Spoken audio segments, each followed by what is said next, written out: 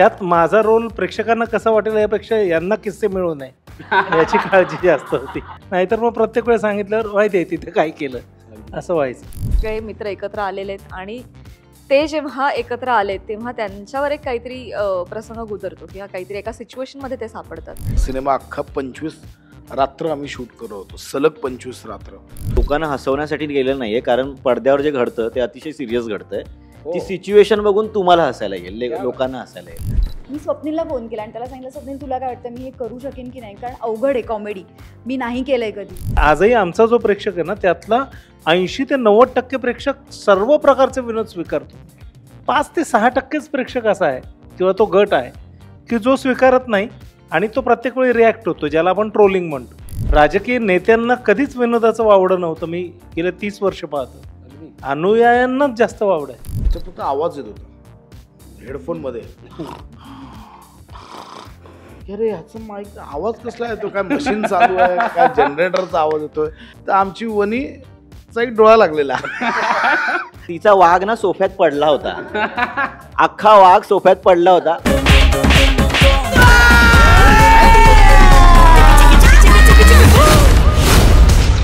विनोद आपल्या सगळ्यांनाच आवडतो, पण आज आपण ऐकणार आहोत, पाहणार आहोत विनोदामागची गोष्ट. आणि त्याचं निमित्त आहे चिकी चिकी बुबुम बुम.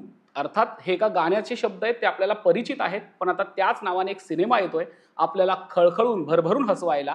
आणि त्या सिनेमाची अर्धी टीम माझ्यासोबत आहे. पूर्ण टीम मी म्हणत नाहीये, कारण की 18 कलाकार आहेत असं कळलंय. त्यातले अर्धे कलाकार आपल्यासोबत आहे. त्यांचं सगळ्यांचं स्वागत करूया लोकमत फिल्मीवर. नमस्कार. सुरुवातच मी नावापासून करतो की नाव सगळ्यांना परिचित आहे गाण्यामुळे, ते गाणं अजरामर आहेच, पण तेच शब्द का घ्यावेसे वाटले?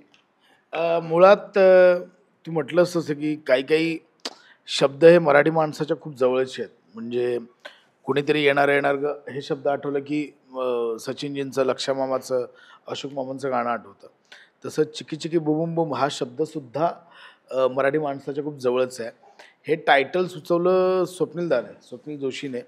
कारण मुळात माझा म्हणजे तो नाटकांच्या बाबतीत असो, सिनेमाच्या बाबतीत असो, टायटलचं खूप घोळ आहे दरवेळी, मला नाही सुचत पटकन. सो हे स्वप्नीलदाने टायटल सुचवलं. परंतु चिकी चिकी बुबुम बुम हे इटसेल्फ एक कॅरेक्टर आहे, जे तुम्हाला सिनेमात कळेल की ज्यावेळी चिकी चिकी बुबुम बुमचा सिनेमात संदर्भ येतोय त्यावेळी फिल्मची कथा एक वेगळा टर्न घेते, एक वेगळा ट्विस्ट घेते. सो पूर्ण सिनेमात चिकी चिकी बुबुमला खूप महत्त्व आहे, जे टर्न अँड ट्विस्टवर सगळं अवलंबून आहे. सो नक्कीच टायटल जस्टिफाय तुम्हाला पिक्चर बघितल्यावर कळेलच. अगदी. मला असं वाटतं की आपण थेट सिनेमाकडे वळूया. तू दादा जसं म्हणालास की सिनेमात चिकी चिकी बुबुम बुम हे कॅरेक्टर आहे, तसं आम्ही ट्रेलर बघितला, आम्हाला सतत दरवाजा एक दिसतोय. त्याच्यामध्ये जो आपला काय म्हणतात त्याची नेमप्लेट आहे आपल्या सिनेमाची, त्याच्यात पण दरवाजा दिसतोय. काय कनेक्शन आहे ह्या दाराचं आणि सिनेमातल्या दाराचं? दरवाजा हे खूप महत्त्वाचं कॅरेक्टर आहे. कॅरेक्टरच मी म्हणेन दरवाजाला सुद्धा, कारण मुळात ही गोष्ट आहे तीच एक कॅरेक्टर्सची गोष्ट आहे, व्यक्तिरेखांची गोष्ट आहे. आणि याचं एक वेगळेपण असं की रिअल टाईम स्टोरी आहे. रात्रीच्या त्या 11 ते 1:15च्या कालावधीत जे काही घडतं, सो ती रिअल टाईम गोष्ट असल्यामुळे सिनेमाच्या कथेला त्याचा एक वेग आहे, त्याचा एक स्पीड आहे, जो पटकथेत आणि संवादांमध्ये सुद्धा प्रथमेशने खूप उत्तमरित्या सांभाळला आहे. सो दरवाजाचं म्हणशील, पुन्हा मी अजून सांगेन की त्याच्यात तुम्हाला एक बंदूक दिसते किंवा एक ती सर काय रायफल म्हणतात ना तिला, मोठी असते ती रायफल दिसते, किंवा त्याच्यात एक सायरन दिसतोय. सो हे कॅरेक्टर्स खूप इम्पॉर्टंट कॅरेक्टर्स आहेत सिनेमातले, जे आता काय सस्पेन्स कॉमेडी गोष्ट आहे, म्हणजे हा जॉनर एक आम्ही हाताळायचा प्रयत्न केला आहे. सो सस्पेन्स असल्यामुळे मला बऱ्याच गोष्टी सांगता येत नाही आहेत आत्ता. परंतु येस, तुम्हाला सिनेमा बघितल्यावर या सगळ्या गोष्टींचा, दरवाजा असो, चिकी चिकी बुबुम बुम हे टायटल असो, तो सायरन असो, ती बंदूक असो, किंवा बाजूला ते साऊंडचं एक साईन काढले ते असो, या सगळ्यांचा संदर्भ तुम्हाला सिनेमा बघितल्यावर कळेल. क्या बात आहे. मला असं वाटतं मी सचिन सरांकडे येईल, कारण की त्यांचाच आवाज आम्हाला खूप कमी ऐकायला मिळतो आणि त्यांनी केलेलं दिग्दर्शन जास्त पाहायला मिळतं. सर, तुमच्या दिग्दर्शनाची बंदूक यांच्या खांद्यावर नेहमी असतेच हास्य जत्रेमध्ये, पण आता त्यांच्या दिग्दर्शनाखाली काम करतानाचा अनुभव कसा होता आणि रायफल घेऊनची एंट्री आहे, काय आहे? अ, पहिल्यांदा मी अनुभव कसा होता सांगतो. ही सगळी आमची मित्रमंडळीच आहे, म्हणजे आम्ही बऱ्याचदा एकत्र काम सलगच करतो, म्हणजे कुटुंबापेक्षा जास्त वेळ आम्ही एकत्र असतो. स्वप्नील हा आमचा म्हणजे तो जगत मित्र आहे, त्यामुळे इंडस्ट्रीतल्या सगळ्यांचाच मित्र आहे. त्यानंतर प्रार्थना, ही सगळी मंडळी एकमेकांना कुठे ना कुठे भेटलेलीच आहे. त्यामुळे अशा फ्रेंडली अशा वातावरणात काम करण्याचा आनंद एक वेगळा असतो.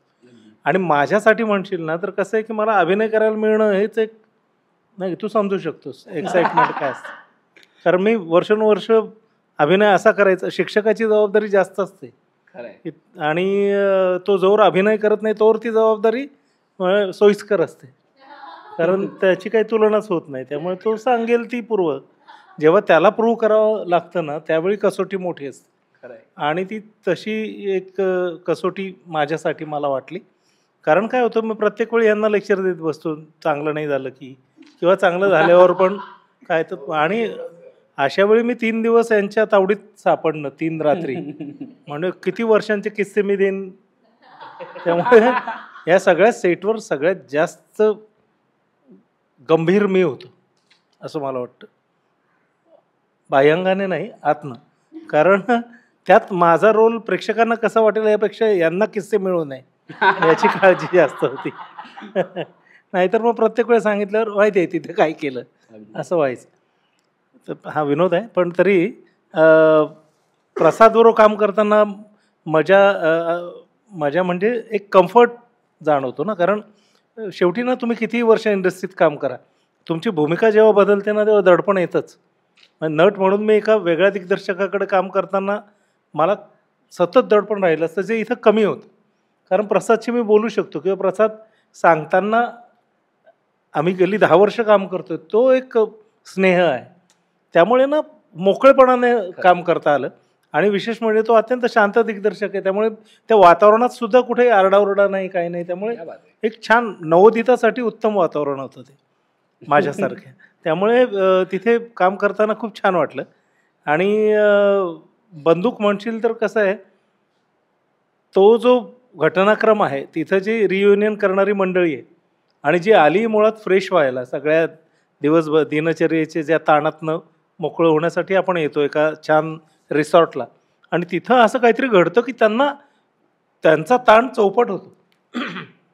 आणि तो ताण अजून वाढवण्यासाठी जी कॅरेक्टर्स बाहेर नाही येतात, तशा एका फॅमिलीचा मी घटक आहे. क्या बात आहे. त्यामुळे मी, माझी बायको, माझी मुलगी आणि विचित्र मुलगा, असं अत्यंत विचित्र फॅमिली आहे ती. म्हणजे ही जितकी नॅचरल रियुनियन करणारी कॅरेक्टर्स आहेत ना, तितकीच विक्षिप्त येणारे गेस्ट आहेत या सिनेमात. ती मजा आहे.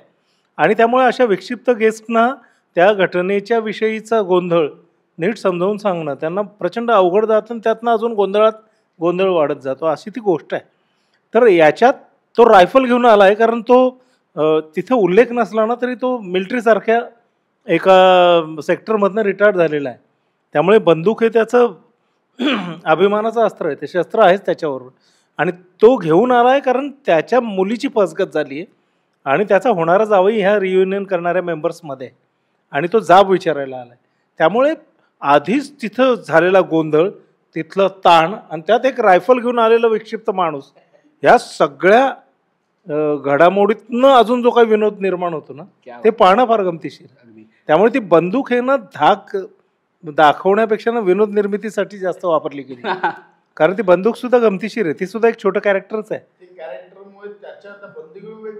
वेगळा ट्विस्ट, म्हणजे ती बंदूक घडवते घटनाक्रम अजून, त्यामुळे ती पोस्टरमध्ये आली. म्हणजे मला असं वाटतं की विनोदासोबत आम्हाला खूप ट्विस्ट बघायला मिळणार आहे. निश्चित.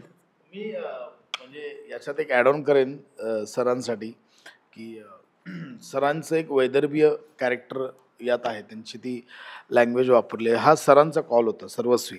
आणि नो डाऊट आम्हाला आणि प्रथमेशला लिखाण करताना म्हणा किंवा एकूणच प्रोसेसमध्ये त्यांच्या अनुभवाचा फायदा हा झालाच. परंतु एक मला अंडरलाईन करणारी गोष्ट मला इथे आता नमूद करायची, मी आत्तापर्यंत कुठेच सांगितली नाही आहे, की ज्यावेळी हा कॉल ठरला की प्रसाद आपण ते कॅरेक्टर वैदर्भीय केलं तर अजून गंमत येईल, त्यात अजून त्यातनं गोष्टी मी खेळू शकेन किंवा काय, आणि आम्ही लगेच म्हटलं येस सर करूया आहे. पण आता ती भाषा प्रथमेशलाही माहिती नाही आणि मलाही माहिती नाही मेजर, ती सरांनाच माहिती आहे. सो त्यांनी ते लोकेशनवर करू शकले असते की बाबा संध्याकाळी 7चा कॉल टाईम आहे, मी 5 वाजल्यापासून घेऊन ते माझे सीन करायला घेतो. परंतु मला खरंच हे नमूद करायला आवडेल की म्हणजे ते दिग्दर्शन असो अभिनय असो ते कामाप्रती प्रामाणिक कसे आहेत की त्यांनी आमच्याच एका लेखक मित्राला म्हणजे ऋषिकांत राऊतला मला वाटतं ऋषीला म्हणजे सरांनी अचानक ते स्क्रिप्ट मला पाठवलं की मी आता वैदर्भी केलं आहे, तुम्ही एकदा बघून घ्या. तर मला असं अरे हा फॉन्ट म्हटलं आम्ही वापरतो लिखाणात, सर तुम्ही टाईप कुठे केलात. नंतर कळलं की त्यांनी ऋषीला घरी बोलवलं, त्याच्यावर त्या स्क्रिप्टवर बसले, त्यांनी त्याचे डायलॉग लिहून काढले, मग त्या ऋषीने टाईप केले आणि ते आम्हाला पाठवलं. सो त्यांनी ते तेवढं इझिली घेऊ शकले असते की चल मी सेटवर मी 3 तास आधी येतो, कारण ते हसत राहत आम्हाला उभ्या उभ्या असे डायलॉग देतात रे, आणि उभ्या उभ्या अख्खं स्क्रिप्ट पण ते चेंज करतात. म्हणजे कधी कधी स्क्रिप्ट वर्कआउट नाही झालं तर फक्त काय कंटेंट आणि ते सांगत सुटतात आणि आम्ही ते करतो. सो त्यांच्यासाठी ते अगदी सोपं होतं. परंतु ती आपण बोलतो ना की त्या एक त्यांची पण एक मेहनत एवढी होती की त्यांनी ते सगळं केलं. आणि हे खरंच आम्ही त्यानंतर बोललो पण म्हटलं हे खूपच ॲप्रिशिएट करण्यासारखं आहे आणि हे शिकण्यासारखं आहे त्यांच्याकडे. अगदी म्हणूनच ते कदाचित विद्या कारण काय तो सिनेमा तंत्र ना हे एकट्याचं नाही ना. खरं आहे. म्हणजे मी माझं काहीही बोलेन तिथे पण माझ्या बरोबरचे नट त्यांची एक विशिष्ट तयारी आहे. पुन्हा त्याला एक दिग्दर्शकाचा अप्रुव्हल असलं पाहिजे ना प्रत्येक गोष्टीला. मी जातो मी काहीतरी बोलतो असा सिनेमा तर होत नाही. त्यामुळे ते आधी त्याला टाईप करूनच दिलं होतं, कारण ते इतके गर्दी त्या इतक्या गोंधळात होते की मी ते त्याचा फोटो काढून दिला असता, मग प्रथमेशला कुठंतरी त्याचं काम सोडून ते टाईप करा, त्यापेक्षा ऋषी आमचा मित्रच आहे त्याच्याकडनं अशा पद्धतीने ते झालं. रोहित तुझ्याकडे येईल. एका बाजूला विद्यापीठ आहे, दुसऱ्या बाजूला महाविद्यालय आहे. तुमची शिकण्याची प्रोसेस आणि मला तुझ्याकडनं जाणून घ्यायला आवडेल, कारण की आता रोहित माने सगळ्यांपर्यंत पोहोचलाय, तुला तुझा एक टच आहे, तुझा एक बाज आहे, तू आलास की सगळ्यांना सातारकर आठवतो. पण सातारकर बाजूला ठेवून आम्हाला तू आता इथे कसा दिसणार आहेस? सरांनी माझ्यातनं खरं तर सातारकर बाहेर काढलाय. क्या बात. म्हणजे त्या विद्यापीठात मी मुळात नाटक करायला लागल्यावर माझा सातारी बाज किंवा सातारी भाषेचा लय जी लय होती ती मी काढली होती, पण ती नव्याने सरांनी माझ्यातून बाहेर काढली. ऍक्च्युली मला सांगायला खूप आनंद होतो याचा की ती माझ्यातनं सरांनी बाहेर काढली आणि तेव्हा मी महाराष्ट्रात लोकांपर्यंत पोहोचलोय. त्यामुळे त्याची एक वेगळी गंमत आहे. पण दादाने त्याच्या विरुद्ध आता फिल्ममधून एक वेगळं काहीतरी माझ्यातून काढण्याचा प्रयत्न केलाय, एक वेगळं कॅरेक्टर माझ्याकडून करून घेतलंय. सो इंटरेस्टिंग कॅरेक्टर आहे फिल्ममधलं. आणि सरांबरोबर काम करायला जशी मजा येते तशी दादासोबत पण मी खूप वर्ष काम करतोय. त्याच्या नाटकांमधनं काम केलंय दादासोबत, खूप खूप कामं केलेत. एकांकिकेत असल्यापासून काम करतोय दादासोबत. त्यामुळे मी किती करू शकतो, काय नाही करू शकत, याला काय दिलं पाहिजे, याच्याकडून काय करून घेतलं पाहिजे, या सगळ्या गोष्टी माहिती आहेत दादाला. त्यामुळे ते करेक्ट त्याने मला नाचवलंय. पण कॅरेक्टरचं नाव ऐकायला आवडेल आणि अगदी हिंट ऐकायला आवडेल की काय आमच्यापर्यंत पोहोचणार आहे. टुमदेव असं नाव आहे कॅरेक्टरचं. तर त्या नावाची पण एक गोष्ट आहे वेगळी. आपली प्राजक्ताचं नाव फिल्ममध्ये एक वेगळं काहीतरी नाव होतं, तर तिचं असं चाललं होतं की मला काहीतरी वेगळं नाव पाहिजे, वेगळं नाव हवं काहीतरी. सो तिने तिचं काहीतरी नावरस नाव की पत्रिकेतलं नाव आहे रावी, तर र वरनं नाव पाहिजे. हां, तिचं असं होतं की र वरून नाव पाहिजे, तर तिने ते रावी ठेवलं. तर ती सगळ्यांना विचारत होती तुझं काय नाव आहे, तुझं काय नाव आहे. तर मला काय आठवत नव्हतं. मी आईला विचारलं काय नाव आहे माझं, तर पत्रिकेतलं नाव तिने बघून सांगितलं टुमदेव असं नाव आहे. तर मी बोललो तर सगळ्यांना आवडले. दादा म्हणाला हे काहीतरी इंटरेस्टिंग हेच नाव. आणि कॅरेक्टर मुळात तसं थोडंसं विचित्र आहे, म्हणजे येडा येतो. या 6 जणांमध्ये थोडासा वेडा येतो, म्हणजे तो त्याच्या झोनमध्येच आहे. काय घडतंय त्याचं काहीतरी वेगळंच चाललंय, आणि अशा सगळ्या झोन मधलं कॅरेक्टर असल्यामुळे ते नाव जरा जास्त सूट झालं असं वाटतंय. अगदी. प्राजक्ताबाई तुझ्याकडे येईल. एरवी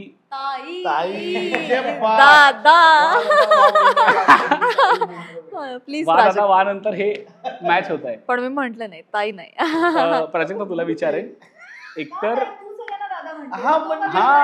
तू सगळ्यांना दादा बोलू शकतेस, पण मी दाद देताना फक्त दादा म्हणते, अदरवाईज मी नाव तुझ्या शरीर यष्टीकडे बघून भीती.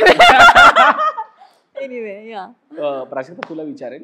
एरवी तूच त्याला बोलवते, विनोदाची डबल डेकर प्रसाद खांडेकर. आता त्यानं तुला कास्ट केलंय, सिनेमात घेतलंय, तर एकत्र काम करण्याचा अनुभव मला जास्त ऐकायला आवडेल.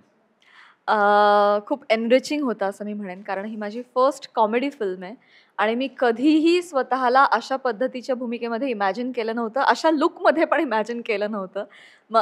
म्हणजे काय, न भूतो न कदाचित भविष्यती असंच अगदी, हे अगदी. कॅरेक्टर आहे. ऑल्सो मी यांना जवळून ओळखते, त्यामुळे मला माहिती आहे की किती टॅलेंटेड माणसं आहेत ही आणि विनोद निर्मिती किती अवघड काम आहे. त्यामुळे विनोदी चित्रपटात विनोदी भूमिका साकारणं ह्याचं मला एक दडपण होतं. परंतु विषय इतका गोड आहे, इतका छान आहे. ऑल्सो ह्यांनी खूप मला सपोर्ट पण केला, खूप सांभाळून पण घेतलं. तर सगळ्यांना आपल्याला माहिती आहे तसं की मित्रांचं रियुनियन आहे. 5-6 कोर मित्र भेटलेले आहेत आणि जेव्हा आपण मित्रांमध्ये असतो तेव्हा आपण खरे आपण असतो. आणि हे जे 5-6 जण आहेत, प्रत्येकाचं आपलं एक प्रत्येकाचं वेगळ्या दिशेला तोंड आहे. म्हणजे जसा हा टुमदेव एका ट्रिपवर आहे आम्ही म्हणतो, तो त्याची ट्रिप तर माहिती आहे, पण ही पण एका विशिष्ट वेगळ्या नागालँडवर आहे म्युझिकला, मला कळतच नाही. भित्रास असा एक असतो प्रत्येक ग्रुपमध्ये, तो हा आहे. एक जरा सेफ प्लेअर असतो की नाही मला ह्याच्यातून बाजूला ठेवा, I have to be safe. तशी मी जी आहे रावी पेंडुरकर, जी ॲक्च्युली वेडिंग प्लॅनर आहे, जी ॲक्च्युली सक्सेसफुल आहे तिच्या कामामध्ये, त्यामुळे तिला एक इनर एक्स्ट्रावाला कॉन्फिडन्स आहे की मैं करे भाई मैं करेगा. आणि ती करताना ती खूप अतिउत्साहात खूप काय काय करू इच्छिते, करते पण तिच्या हाताला काय लागत नाही. तर अशा पद्धतीने वेगवेगळ्या कॅरेक्टर्सनी आणि सगळ्या वेगवेगळ्या फ्लेवर्सनी एक सगळे मित्र एकत्र आलेले आहेत आणि ते जेव्हा एकत्र आले तेव्हा त्यांच्यावर एक काहीतरी प्रसंग गुजरतो किंवा काहीतरी एका सिच्युएशनमध्ये ते सापडतात आणि हे वेगवेगळे फ्लेवर्स त्या सिच्युएशनला कसं वेगवेगळ्या पद्धतीनं रिॲक्ट करतात किंवा प्रत्येकाला जे वेगळे वेगळे मार्ग सापडतात ते खरे इम्प्लिमेंट करू शकतात नाही करू शकतात ह्याची ही सगळी गंमत आहे. आणि मग ते आणखी सिच्युएशन अवघड करण्याकरता वेगवेगळ्या फॅमिलीज येतात. सो मल्टी स्टारर फिल्म आहे अगदी. आणि वेगळं कॅरेक्टर आहे आणि मी दादाला खूप धन्यवाद देईन की अशा पद्धतीचं कॅरेक्टर माझ्याकडे येईल असं मला कधी वाटलं नव्हतं. मी करू शकेन असंही मला वाटलं नव्हतं. किती बरं केलं नाही केलं हे तर तुम्ही चित्रपट बघून ठरवा, परंतु करण्याचा प्रयत्न अतिशय प्रामाणिक होता आणि सगळ्यांनी फार मेहनतीनं चित्रपट केला. So hoping for the best. अगदी अगदी. लेखक महोदय आपल्याकडे येईल. मोठ्या पडद्यावरती दिसणारे लेखक प्रथमेश शिवलकर, किती एक्साइटमेंट आहे आणि लेखक म्हणून तुझा कसा कस लागलाय प्रेक्षकांना हसवण्यासाठी, कारण की हे हसवण्याचं काम नाही हे सगळ्यांना माहिती आहे, पण किती डोकं एंगेज केलंस किंवा किती मेहनत लागली तुझी या सगळ्यासाठी? एक्साइटमेंट खूप आहे, खूप भारी वाटतंय. पण मुद्दा मेन मी सांगतो की लोकांना हसवण्यासाठी गेलेलं नाहीये, कारण पडद्यावर जे घडतं ते अतिशय सिरियस घडतंय.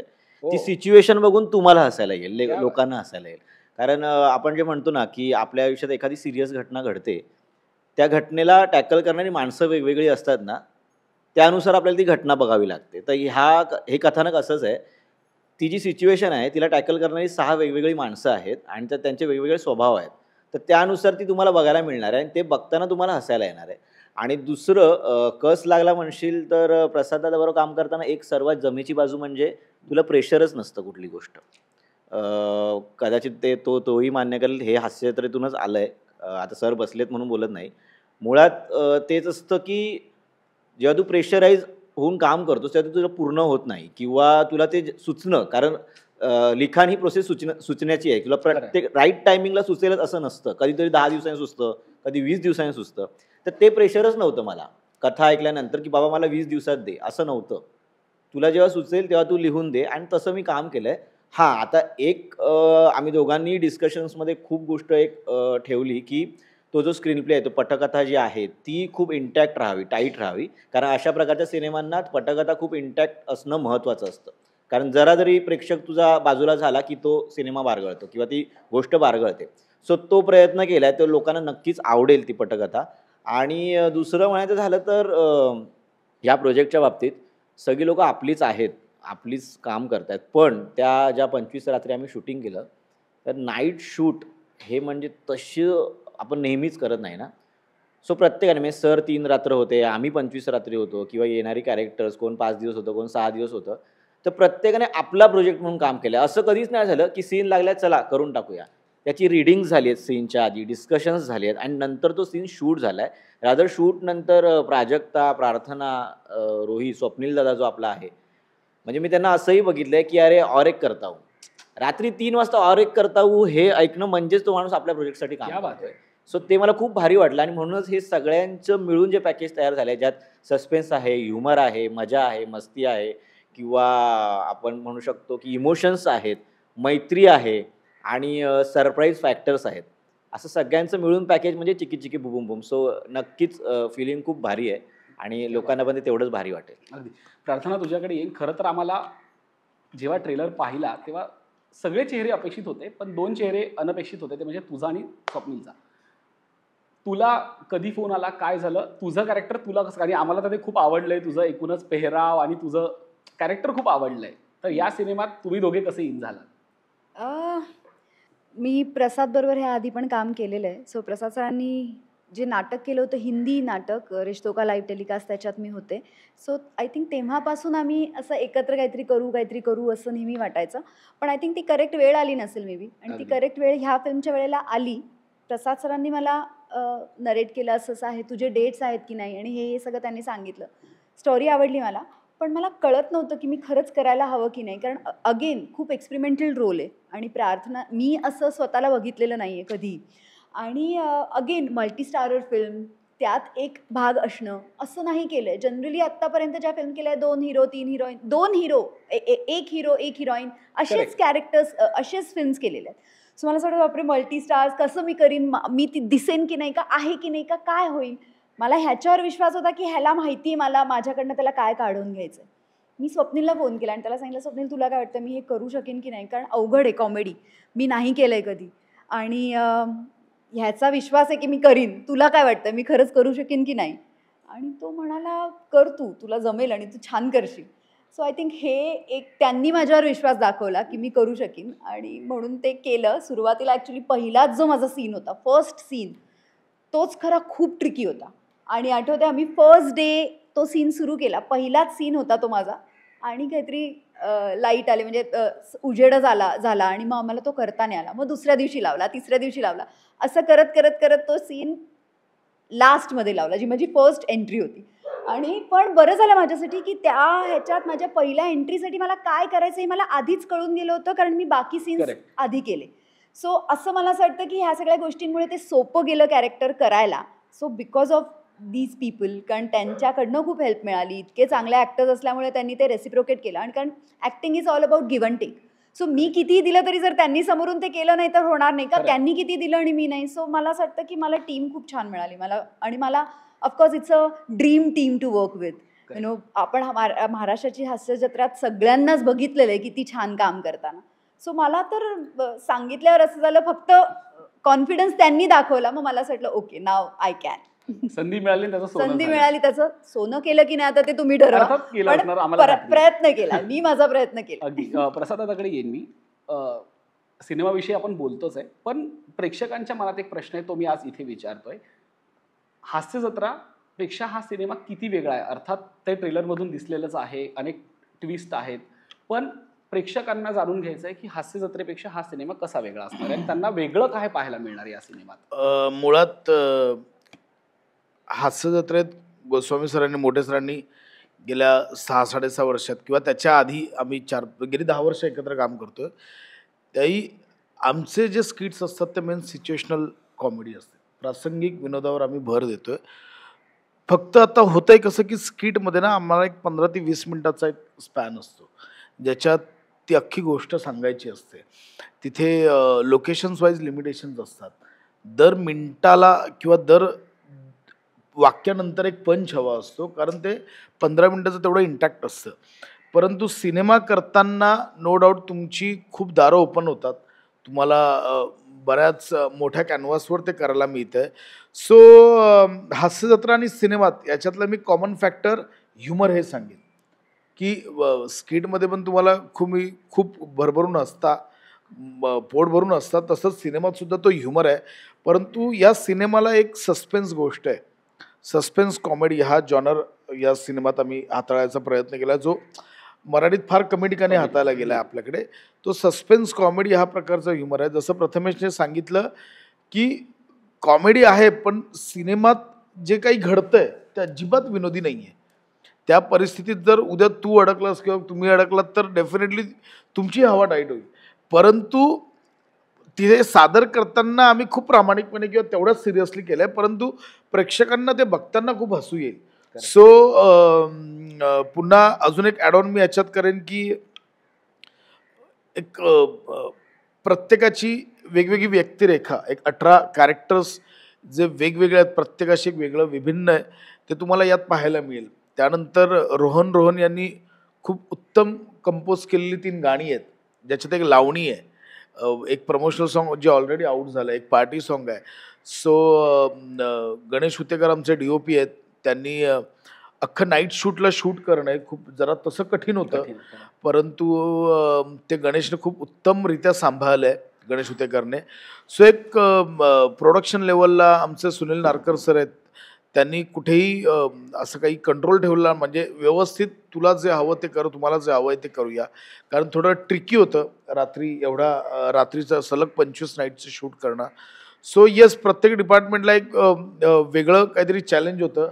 आणि जे कलाकारांपासून, लेखकांपासून, आमच्या DOP पासून, माझ्या डिरेक्शन टीमपासून सगळ्यांनी खूप उत्तमरित्या सांभाळले. जो हास्य जत्रेत बघता त्याच्यापेक्षा डेफिनेटली तुम्हाला सिनेमात खूप वेगळं पाहायला मिळेल, याची मी खात्री देतो. अगदी. मी सचिन सरांकडे येईल. सर, माझा प्रश्न थोडा सिनेमा बाहेरचा आहे. सध्या कॉमेडी हा विषय खूप ज्वलंत झालेला आहे गेल्या काही दिवसात, आणि कॉमेडी करणं कठीण आहे, पण आता ते ज्वलंत होऊन गेलंय. कदाचित त्याचा बाज बदलतोय, त्याच्यातले विनोद बदलत आहेत, विनोदाची पातळी घसरते, काही असेल, पण सध्या तो ज्वलंत विषय राहिलेला आहे. तुम्ही गेली अनेक दशकं कॉमेडीत काम करताय. तुम्हाला या सगळ्या प्रकरणाविषयी काय वाटतं, किंवा एकूणच कॉमेडीची सद्यस्थिती काय वाटते तुम्हाला? नाही, कॉमेडीची प्रत्येक काळात स्थिती पूर्वीपेक्षा बिकट अशीच होती. म्हणजे अगदी सुरुवातीपासून तुम्ही जसं बघत जाल ना, तर कॉमेडीला खूप मोकळेपणाने समाजाने प्रत्येक वेळी स्वीकारलंच असं नाही. फक्त त्यांची रिॲक्शन देण्याची क्षमता त्यावेळी कमी होती पूर्वीच्या काळात. आता ती सोपी आणि सहज साध्य झाली. म्हणजे पूर्वी एखाद्या विनोदाने जर कोणी दुखावलं तर तो किंवा तो गट किंवा ती मंडळी ती काय आपल्या घरापर्यंत पोहोचत नव्हती. ती त्यांच्यात चर्चा करायची की हे यांनी चुकीचं केलं आहे. आता ते आमच्या अकाउंट्सपर्यंत पोचतात, आता ते चॅनलपर्यंत पोचतात. म्हणजे काय झालं आहे ना, पूर्वीपासून विनोदाला खूप स्पोर्टिंगली घेणं आपल्या एवढ्या मोठ्या समाजातल्या काही विशिष्ट गटाला शक्यच नाही झालं. काळ जसा बदलत गेला तरी एक गट कायमच ती रिजिडिटी ठेवून होता की ज्याला विनोद स्वीकारताच आला नाही. मग तर विनोदाच्या विविध अंगांच्या बाबतीत अश्लीलता, राजकीय विनोद, किंवा ज्याला आपण म्हणू की शरीरावरचे विनोद, ज्याला बॉडी शेमिंगचं. आता कसं झालं आहे ना, प्रत्येक गोष्टीला व्यक्त होणं सोपं झाल्यामुळे त्याचं प्रमाण आपल्याला दिसतं. अदरवाईज ते पूर्वीपासून ते होतंच की. म्हणजे कीर्तनात पूर्वी विनोद असायचे, आता ते व्हिडिओवर यायला लागल्यावर त्याचं प्रमाण थोडं जास्त आहे असं आपल्याला वाटतं. त्यामुळे ना विनोद सगळीकडे आहे, तो स्वीकारणारा मोठा गट आजही आहे. म्हणजे आजही आमचा जो प्रेक्षक आहे ना, त्यातला 80 ते 90% प्रेक्षक सर्व प्रकारचे विनोद स्वीकारतो. 5 ते 6% प्रेक्षक असा आहे किंवा तो गट आहे की जो स्वीकारत नाही आणि तो प्रत्येक वेळी रिॲक्ट होतो, ज्याला आपण ट्रोलिंग म्हणतो. त्यामुळे ना विनोदाची स्थिती राजकीय पातळीवर पण प्रत्येक टप्प्यात अशीच होती. राजकीय नेत्यांना कधीच विनोदाचं वावडं नव्हतं. मी गेले 30 वर्ष पाहतो. अनुयायांनाच जास्त वावडं आहे. अनुयायांचीच निष्ठेची स्पर्धा लागलेली की माझ्या नेत्याला अमुक बोललं म्हटल्यावर अनुयायीच त्याच्या प्रतीची निष्ठा व्यक्त करण्यासाठी रिॲक्ट होतात. मुळात सर्व राजकीय नेते जे आहेत ना, ते आमच्याशी नेहमीच आपुलकीने आणि मोकळेपणानं वागतात. सर्वच राजकीय पक्षाचे. मग असे त्याच्या बाबतीत आमचा अनुभव आहे. पण अनुयायांचं काही सांगता येत नाही त्यांना. आणि विविध गट जे आहेत ना, त्यांचे इंटरेस्ट पण फार सोपे असतात. म्हणजे तुम्ही तो विनोद केला ना तर तो त्यांना दुखावत नाही, पण तो प्रसादने केला, तो प्राजक्ताने केला तर त्यांचं इंटरेस्ट असतात की प्राजक्ताकडनं माफी मागून घेणे किंवा एक त्यांना बातमी पण हवी असते. त्यामुळे त्या गोष्टींकडनं प्रत्येक वेळी विनोद असाच सर्वाईव्ह होत आला आणि तो पुढेही होईल. फक्त सावध राहायला लागतं. आताची परिस्थिती, आम्ही आता सद्यस्थितीत विनोद करतो म्हणून आम्हाला कठीण वाटते. पूर्वी पुलांनाही हाच त्रास झाला असेल, बापूंनाही हाच त्रास झाला असेल, पण तरी मोकळेपणाने विनोद अजूनही घेतला जातोय. क्या बात आहे. त्याच्यामुळे विनोदाला अजून तर काही मला वाटत नाही की काही फार मोठा धोका आहे. वा प्राजक्त, सरांनी जे उत्तर दिलंय ते खरंच म्हणजे काय म्हणतात की सगळ्या प्रकरणाला एक वेगळा टर्न देणारं उत्तर असेल. प्राजक्ता. आता सर विनोद आणि लोकांची रिॲक्शन लोकांनी कसं रिसीव्ह केलं पाहिजे करतात याविषयी सर बोलले, पण करणारे जे विनोद निर्मिती करणारेच आहेत, मला खास करून सरांचं कौतुक करायचं आहे. हे मोठे सचिन गोस्वामी इतकी वर्ष ते विनोद निर्मिती क्षेत्रामध्ये त्या पद्धतीच्या कार्यक्रमांमध्ये काम करतात. हास्य जत्रेलाच आता 6.5 वर्ष झाली. त्याही आधी त्यांचा एक खूपच तुफान गाजलेला एक कार्यक्रम होता, त्याही आधी होत म्हणजे कित्येक वर्ष. पण हे मी आवर्जून नमूद करू इच्छिते की कधीही सरांनी विनोदाची पातळी कधीही ओलांडली नाही, ती कधीच घसरली नाही. ती जी डिग्निटी आहे ती सदोदित मेंटेन केली आणि त्यामुळे मला असं वाटतं की सरांचा फार मोठा हात आहे, इस्पेशली महाराष्ट्राच्या विनोद क्षेत्रामध्ये. एवढी सातत्यानं इतकी वर्ष विनोद निर्मिती क्षेत्रात काम करणं हे सुद्धा खूप अवघड आहे. कन्सिस्टन्सी हा जगातला सगळ्यात मोठा अवघड विषय आहे. इतकी वर्ष एक टीम बांधून ठेवणं, त्यांच्याकडून काम करून घेणं हे देखील खूप अवघड आहे आणि हे त्यांनी लिलया पार पडले. त्यामुळे त्यांचं विशेष वाला आणि म्हणूनच कदाचित उभा महाराष्ट्र त्यांच्या प्रत्येक शोवर प्रेम करतोय. प्राजक्त, मला बाई तुझ्याकडे तुला एक विचारायचं होतं. आता हाही तुझ्या मित्रांचा सिनेमा आहे, थोड्याच दिवसात गुलकंद येतोय. तू याच्या आधी स्वतः दिग्दर्शिका म्हणून काम केलंयस, पण दिग्दर्शिका नाही, निर्माती म्हणून काम केलंय. पण गेल्या काही दिवसात म्हणजे आपण एक सतत बातम्या येत आहेत आपल्या कानावरती की नवीन वर्षात मराठी सिनेमा चालत नाहीये. नवीन वर्षाचा बॉक्स ऑफिसचा काही गल्ला जो आपण म्हणतो तो असा काही फार भरभरून वाहून गेलेला नाहीये किंवा अशा पद्धतीच्या सध्या परिस्थिती अशी आहे.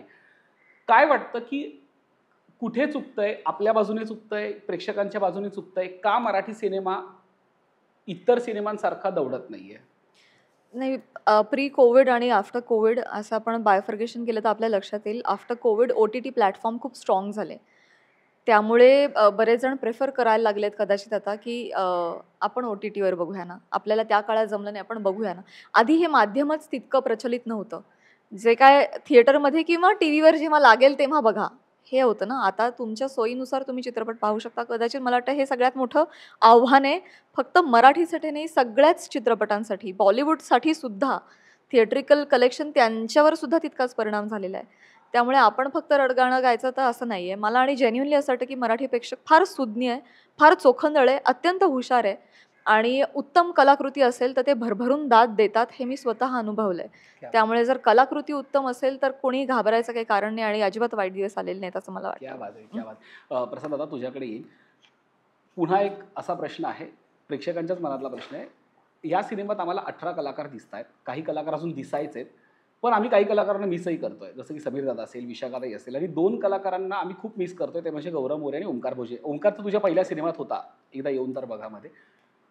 या कलाकारांना विचारलं होतंस का, किंवा त्यांच्यासाठी काही कॅरेक्टर्स होते का? जसं की आपल्याला माहिती आहे की कॅरेक्टर असेल तर त्यांना घेता येतं, पण अशी काही योजना होती का की त्यांना घेता आलं नाही, किंवा काय? मला इतर कलाकारांविषयी ऐकायला आवडेल की ही टीम अजून थोडी वाढली असती तर अजून मजा आली असती. नाही, कसं आहे की मी म्हणजे मला एक नमूद करायला आवडेल की हे सगळे मित्र आहेत किंवा हास्य जत्रेचं फेम आहे किंवा ह्या गोष्टींमुळे ते सिनेमात नाही आहेत. ते त्या व्यक्तिरेखेला योग्य न्याय देत आहेत म्हणून ते या सिनेमात आहे. म्हणजे सर मगाशी किंवा बऱ्याच इंटरव्ह्यूमध्ये सर गमतीत म्हणालेत की सर नवोदित अभिनेता किंवा आहे. सो नो डाऊट मी सरांपेक्षा कोणतरी जो ॲक्च्युअल नावाजलेला नट आहे सध्या कारण ते खूप उत्तम कॅरेक्टर आहे, ते मी घेऊच शकलो असतो. पण आम्हाला असं वाटलं की त्या व्यक्तिरेखेला सर परफेक्ट जात आहेत आणि ते त्या व्यक्तिरेखेला योग्य न्याय देतील म्हणून सर या सिनेमात आहेत, ना की ते माझे सर आहेत किंवा हास्यचित्रातले दिग्दर्शक आहेत म्हणून ते या सिनेमात नाही आहेत. तर जसं तू काही माझ्याच मित्रांची नावं दिलीस, सो काहीतरी त्यांना आणायचं आहे म्हणून काहीतरी कॅरेक्टर डेव्हलप करूया, ही कथेची गरजच नाही आहे. मी म्हटलं की एक 2 तासाची एक ती रिअल टाईम गोष्ट आहे. त्या सिनेमाला स्वतःचा एक स्पीड आहे, त्या कथेला स्वतःचा एक वेग आहे आणि तो वेग सांभाळण्यासाठी मला उगाच छोट्या छोट्या कॅरेक्टरला आणूया किंवा काय असं काहीच गरजेचं नव्हतं. नो डाऊट आमच्या सिनेमात 3 पाहुणे कलाकार आहेत, श्याम राजपूत, निखिल बने, आमची नम्रता संभेराव, तिघही पाहुणे कलाकार आहेत. परंतु ते कॅरेक्टर सुद्धा गरजेचे आहेत, भले ते पाहुणे कलाकार असले तरी. त्यामुळे गौऱ्या चल माझा खूपच मेरा जिगरी यार आहे म्हणून त्यासाठी काहीतरी कॅरेक्टर लिहूया वगैरे, अशी या सिनेमाची कथाही नाही आहे. आणि मला ॲज अ क्रिएटर असं वाटतं की ते कोणी करूही नाही किंवा आम्ही ते करतही नाही की याला द्यायचं मुद्दाम घुसूया सिनेमात. सो येस, ज्या सिनेमात जे जे कॅरेक्टर्स आहेत ते त्या त्या व्यक्तिरेखेला जात आहेत, ते योग्य न्याय देत आहेत म्हणून ते सिनेमात आहे. अगदी मूल आपला सिनेमा विनोदी आहे, प्रेक्षक हसणारच आहेत, पण मला असं वाटतं की आजची मुलाखतही थोडी विनोदी नोटवरती संपवायला हवी. त्या निमित्ताने प्रत्येकाने या सिनेमात, विनोदी सिनेमा म्हटल्यानंतर सगळेच अवली आहेत, त्यामुळे किस्से घडल्याशिवाय हा काय म्हणतात ही जर्नी पूर्ण झालेली नसणार आहे. त्यामुळे मला असं वाटतं की जाता जाता प्रत्येकाने, म्हणजे सचिन सरांपासून आपण सुरुवात करूया, प्रत्येकाने या सिनेमात आठवणीत राहिलेला गमतीशीर किस्सा सांगून आपण सांगतेकडे वळूया. म्हणजे किस्सा घडावा इतकं मी शूटच नाही केलं. आणि सरांनी आधी सांगितलं मी कुणाला किस्सेच दिले नाही. 3 दिवस 3 रात्रीच शूट झालं. पण यातली एक गंमत छोटीशी, म्हणजे त्याला किस्सा नाही म्हणतायत, पण ज्या आमची कॉस्ट्युम ट्रायल ज्यावेळी झाली त्यावेळी थोडासा चॉईस होता की हा टी शर्ट तुम्हाला योग्य वाटतो की तो टी शर्ट. तर त्यात मला आधीच तिकडच्या वातावरणाची माहिती होती की तिथं थंडी असणार आहे आणि टॉपला आहे. त्यामुळे मी त्या आमच्या ज्या कॉस्ट्युम डिझायनर आहेत ओक मॅडम, त्यांना मी म्हटलं ते जरा पोलो टाईपचं टी शर्ट द्या मला. आणि याच्याबरोबर वाद ज्यावेळी चर्चा चालली होती, वाद नव्हे, चर्चा चालत असताना मी सतत आग्रह ठेवत होतो की नाही, तो जर मिलिटरीमॅन असेल तर तो ब्लेझर घालून येईल. आणि म्हणजे ते कॅरेक्टरलाही चांगलं जातं, कारण ते दिसतंय करेक्ट ते. पण त्यात मी माझं थंडीपासून बचावाची सगळी योजना तयार करून ठेवली, त्यामुळे मला तिथं बिलकुल त्रास नाही झाला.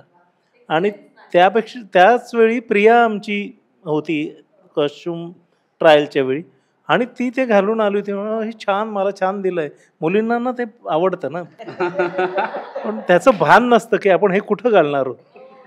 त्यामुळे नंतर प्रियाला चिडवण्यातच आमचे 3 रात्री गेले, ओमकारचे ना आमचे, की प्रिया छान कॉस्ट्युम आहे तुझे.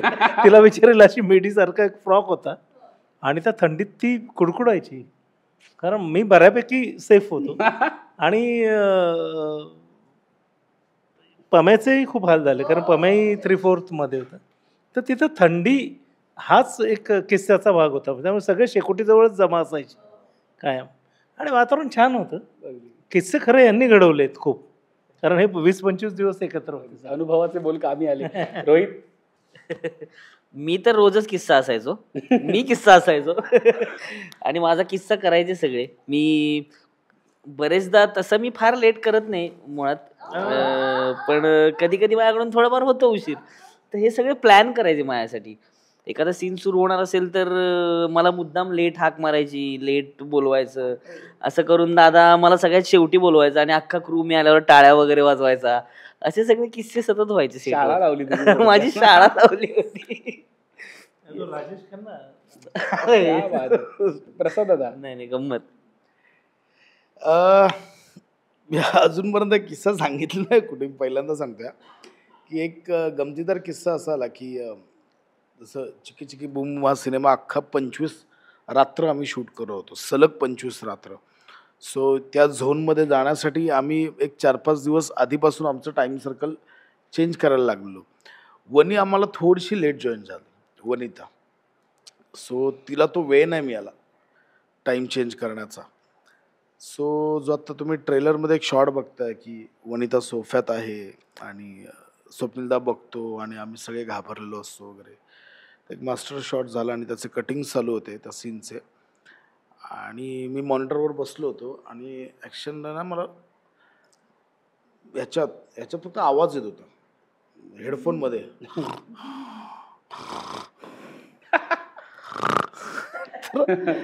आम्ही अख्ख्या सेटवर शोधतोय की अरे ह्याचा माईक आवाज कसला येतो, काय मशीन चालू आहे, काय जनरेटरचा आवाज येतोय काय. तर आमची वनीचा एक डोळा लागलेला त्या सोफ्यात, आणि तिला लिटरली ते डोळे बंद करून पडायचंच होतं तिकडे. पण ती बिचारी थकून आली होती आणि एका मोमेंटला मग ना म्हणजे अगदी हे शेवटच्या काही मिनिटांसाठी झालं असेल, आणि मग आमचं असं झालं की थांब आता 15 मिनिटंच राहिलेत हे कटिंग संपायला, तिला त्रास नका देऊ. आणि मग पुढचं 15 मिनिटं शूट, हा लाईट इकडे घे, इकडे घे, हा कॅमेरा इकडे घे थोडा, हा बस बस, हा स्वप्नीलदा ॲक्शन, वनीची झोप मोडवून म्हणून आम्ही तो सीन असा केला. क्या बात आहे. प्राजक्ता? माझ्या बाबतीत पण फार किस्से घडवलेत त्यांनी, घडवून आणलेत, झालेले नाहीयेत. त्यापैकी अजून एक किस्सा, आता जसं जत्रेच्या सेटवर मी एक म्होरके असते होस्ट असल्यामुळे मला ते सवय आहे की अरे या बसा बसा, हे इनबिल्ट पण आहे थोडंसं आणि त्या सवयीचा भाग पण आहे. तशी ती रावी पेंडुरकर फिल्ममधली ती पण तशी, मी करते, मी लावणार फोन सगळ्यांना, ही असं उत्साही कार्यकर्ता आहे ती. तर ते भिनलं ना माझ्या प्राजक्तामध्ये, ते भिनलं कॅरेक्टर. आणि towards the end of the shoot एका कॅरेक्टरला हे समजावत होते, दादानी समजावलं. नाही अदर वन. ओके पण ठीक आहे, बरं व्हॉटएव्हर. तर हे दादानी समजावून झालं तर त्याला कळे ना, म्हणजे मग स्वप्नील दादांनी समजावलं, प्रत्येकाने एक एक वाक्य आपापल्या पद्धतीनं दिलं आणि मी शांत होते. एक शब्दही बोलले नाही, मी बघत होते. असं का सांगतायस, कोणाला तरी असं म्हणूया आपण. आणि नंतर मी इतकी माझ्या भरधाव वेगाने गेले आणि मी बसले आणि मी बसून समजावलं की असं नाही, असं केल्यानंतर असं होईल. आणि सगळेजण सायलेन्स. दादांनी तर शूटही केलंय, स्वप्नील दादांनी शूट केलंय. आणि आम्ही हेच सांगितलं ना प्राजक्ता. म्हणलं नाही, माझ्या सांगण्याचा काही वेगळा परिणाम होतोय का मला बघायचं होतं. तर परवा दिवशी दादा मला म्हणत होते मला तो व्हिडिओ व्हायरल करायचा आहे. मला सांग, मला करायचं. या सेटवर फरसांचे डबे होते की नाही? नाही, फरसांचे डबे नसले ना तरी जसं मी पुन्हा सांगतो की अख्खं नाईट शूट होतं. सो स्वप्नील दादाने आणि मध्ये 1-2 वेळा प्रार्थनाने मागवलेला रवा केक हा प्राजक्ताने पण आणलेला, आणि प्राजक्ताच्या मॅनने बनवलेली लेमन टी यांनी 25 रात्र जागा ठेवला, म्हणजे हेल्परने. म्हणजे आम्ही 25 नाईटमध्ये मिळून एक 24-25 किलो रवा केक खाल्ला सगळ्यांनी. हो, रात्री 2 वाजता एक रवा केकचा ब्रेक व्हायचा, गरमागरम रवा केक अख्ख्या युनिटमध्ये फिरवला यायचा, आणि एक 4-4:30ला एक लेमन टी फिरायचा. सो फरसान बिरसान ते सगळं होतंच. स्वप्नीलला आपण खवय्या, यावेळी मेन्यू बदलला. माझ्या लक्षात राहिला किस्सा मी तोच सांगतो नेहमी. कारण प्राजक्ता, प्रार्थना, स्वप्नील दादा ही खूप कमाल माणसं आहेत. का ते पण सांगतो. जनरली आपल्याबद्दल काहीतरी घडलं आणि लोक हसायला लागली तर आपण थोडं शेलमध्ये जातो ना. हे लोक हसतात स्वतःवरच पहिले. तर प्रार्थनाच्या बाबतीतला किस्सा आहे. आमचं डान्सचं शूट चालू होतं त्या बंगल्यामध्ये, आणि असा सोफा होता एल आकाराचा, आणि एका ठिकाणी मी आणि सावत्या नाचतो, एका ठिकाणी स्वप्नील दादा नाचतोय. स्वप्नील दादा जिथे नाचत होता त्याच्या बाजूला असा एक सोफा होता जिथे प्रार्थनाला अशी मुवमेंट दिली होती की ती वाघ बनून येते, वाघ. आणि तिने साडी घातली ना अख्ख्या फिल्ममध्ये, तर ती साडी नेसली आहे. तर अचानक ते गाणं चालू असताना आम्हाला हसण्याचा आवाज आला मोठ्याने, आणि प्रार्थना गायब होती. तर सगळ्यांना कुठे तिचा वाघ ना सोफ्यात पडला होता. अख्खा वाघ सोफ्यात पडला होता आणि ती हसत होती स्वतःवरच. म्हणजे आम्ही हसण्याआधी ती स्वतःवरच हसत होती. आमचं असं आलं की ही स्वतःवरच हसते. आणि त्याच्यामध्ये तो खूप लक्षात राहिला किस्सा आहे. 2-3 किस्से आहेत तिचे असे की ती कधीतरी पडली आहे आणि स्वतःवरच हसते, कधीतरी चुकली आहे स्वतःवरच हसते. पण त्याच्यात हे चांगलं होतं की ती खूप चांगली माणसं आहेत ही. कारण आपण लगेच एक अरे यार माझ्यावर सगळे हसतात असं त्यांना कधीच नाही वाटलं. मजा केली सगळ्यांनी. मजा केली. म्हणजे ते रिफ्रेशमेंट मिळायची आम्हाला खूपच. प्रार्थना? मी म्हणून आम्ही स्वप्नील असल्यामुळे ना आम्ही सगळेच असे स्वप्नील खवय्ये आहे सगळ्यांनाच माहिती. आम्ही सगळेच, मी पण खूप फूडी, प्राजक्ता पण, आय एम शुअर आम्ही सगळेच सेटवर काहीतरी वेगळं. सो काय व्हायचं ना, फक्त प्रसाद सर बिचारे नव्हते जॉईन होऊ शकत बिकॉज ते डिरेक्ट पण करायचे, त्यामुळे ते त्याच्यात बिझी असायचे. पण आम्हाला कधी वेळ मिळाला की अरे कल मग उद्या कुठे जायचं. आम्ही लोणावल्याच्या ऑलमोस्ट सगळ्या रेस्टॉरंटमध्ये एकदा जाऊन आलोच. आणि एकदा आम्हाला आठवते नाईट शिफ्ट करून सकाळी, म्हणजे आता झोपायची वेळ असेल तरी पण आम्ही लंचला सगळे एकत्र व्हायचं आणि आम्ही लंचला जायचो. मग स्वप्नीलच्या गाडीत आणि एक प्रोडक्शनची गाडी असायची, त्यांनी आम्ही सगळे एकत्र जायचो. मग कुठे आज फिशच खायला जा, मग उद्या काय ते स्ट्रॉबेरी क्रीम खायला जा, असं काय काय काय काय आम्ही रोज कुठून कुठे जायचो. आणि आम्ही इतकी मजा केली. ते खाऊन वाहून आल्यावर मग परत 2 तास झोपायचं आणि मग शूटिंग. सो शूटिंग करणं म्हणजे स्वप्नीलच्या केसमध्ये असं असायचं की शूटिंग करणं हा आहे, म्हणजे हा सेकंडरी. पहिले आज खाने में क्या अच्छा आहे एक्स्ट्रा एक खाना. सो आम्ही ते खूप एन्जॉय केलं. पण मला एक किस्सा ऍड करायला आवडेल याच्यात, जो फिल्मच्या संदर्भातलाच आहे. आमचं ना रोज डिबेट व्हायचं खूप, माझा आणि प्रथमेशचा. म्हणजे मुळात सिनेमाची पटकथा संवाद लिहिताना सुद्धा आम्ही खूप वाद घातलेत. आणि मला असं वाटतंय की ते वाद घालणं खूप गरजेचं आहे. की दादा बोलतोय म्हणून चल ओके, किंवा डिरेक्टर बोलतो म्हणून मी ओके करतो, त्याचा मान ठेवतो, तशातला तो नाही आहे. सो आम्ही मुळात एक फायनल स्क्रिप्ट करताना सुद्धा खूप डिबेट केलेत. आणि शूट ज्यावेळी चालू होतं, म्हणजे आज सकाळी 7ला पॅकअप झालं की आज रात्री जे शूट करायचं त्याच्यासाठी 1 तास ते 1.5 तास मी आणि प्रथमेश आम्ही दोघं बसायचो की त्या सीनवर पुन्हा एकदा वर्किंग करायचो. सो एकदा असंच झालं की 7-7:30ला आम्ही बसलो वर्किंग करायला आणि तो वाद संपेच ना. तो 2-2.5 तास आम्ही दोघं एकमेकांबरोबर खूप भांडत होतो. नाही प्रथमेश मला वाटतं हा असा झाला पाहिजे, नाही दादा मला असं वाटतं हे असं झालं पाहिजे. आणि ह्याच्यात मरण ह्या माणसाचं झालं. म्हणजे दोघांच्या मध्ये हा असा होता, डुलक्या गात होता. सावत्या तुला काय वाटतं? नाही दादा तुझं बरोबर, दादा बोलतो ते बरोबर, दादा बोलतो ते बरोबर. परत डुलकी घ्यायचा, नाही दादा पन्नाचं पण ऐकलं पाहिजे. तो एक किस्सा मला आठवतोय. पण सांगण्याचा उद्देश हा की या सगळ्या खूप फिल्टर केल्यानंतर हा सिनेमा आम्ही तयार केलाय. त्यामुळे तो तेवढा मेहनतीने, प्रामाणिकपणे आणि खूप मजेदार झाला. अगदी. मला असं वाटतं की या मुलाखतीच्या शेवटला मी प्राजक्ताकडे येईल. मुलाखतीचा शेवट आव्हानाने असतो आणि कॅप्टन ऑफ द शिप आपल्याकडे असताना देखील मी तुझ्याकडे जाणीवपूर्वक माईक दिलाय, कारण की नेहमी हास्य जत्रेतनं तू आम्हाला आव्हान करत असते की 9:30 वाजता बघा. पण आता मला असं वाटतं ती जबाबदारी तू तुझ्या खांद्यावरती घ्यावी आणि महाराष्ट्रातल्या तमाम प्रेक्षकांना सांगावं की 28 फेब्रुवारीला चिकी चिकी बुबुम बुम येतोय आणि काय वेगळं पाहायला मिळणार आहे ते आता तुझ्याकडनं येऊ दे. एवढं स्माईल प्रेम प्रेम चित्रपटाविषयी मराठी प्रेक्षकांना नेहमीच सिच्युएशनल कॉमेडी हा जॉनर आवडलेला आहे. त्यांनी या आधीच्या सगळ्याच चित्रपटांना तसा भरभरून प्रतिसाद दिलेला आहे आणि ही फिल्म तर सिटकॉम आहेच आहे, प्लस त्याला एक झालर आहे सस्पेन्सची. आणि सगळे तुमचे आवडीचे कलाकार आहेत, कलाकारांची फौज आहे रादर. त्यामुळे आवडीचा जॉनर आहे, विषय अत्यंत वेगळा आणि युनिक आहे, रिलेटेबल आहे, कलाकार आवडीचे आहेत. त्यामुळे सगळ्यांना विनंती की आवर्जून 28 फेब्रुवारी 2025ला सिनेमा रिलीज होतोय. चित्रपटगृहात जाऊन चित्रपट पहा. इनफॅक्ट विषय रियुनियनमध्ये घडणारी धमाल वगैरे अशी आहे, तर तुम्ही प्लॅन करा तुमची रियुनियन थिएटरमध्ये, असं मी तुम्हाला सगळ्यांना कळकळीचं आवाहन करेल संपूर्ण टीमच्या वतीने. क्या बात आहे. आणि लोकमतकडूनही आम्ही देखील आवाहन करतो, येत्या 28 फेब्रुवारीला कलाकार जसे कसदार आहे तसा सिनेमा देखील दमदार असणार आहे. तेव्हा चिकी चिकी बुबुम बुम बघायला 28 फेब्रुवारीला सगळ्यांनी सिनेमागृहात जायचं आहे. सिनेमाला खूप खूप शुभेच्छा. थँक्यू.